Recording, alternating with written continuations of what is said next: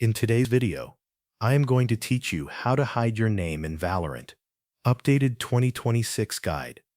Start by opening Valorant on your computer and waiting for the game to fully load. Once you are at the main screen, look toward the top area of the interface and find the gear icon. This is the settings menu for the game. Click on that gear icon to open the available options. After the menu appears, click on Settings. This will take you into the full settings panel, where you can manage different parts of your Valorant account and gameplay experience. At the top of the settings window, you will see several tabs. Click on the General tab to open the main account and privacy-related options.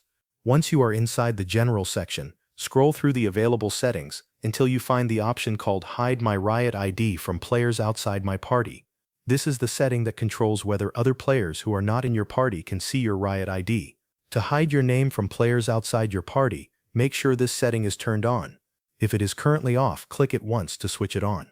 When this option is enabled, your Riot ID will be hidden from players who are not grouped with you. This can help add a little more privacy while you are playing matches in Valorant. After you change the setting, you can close the settings menu.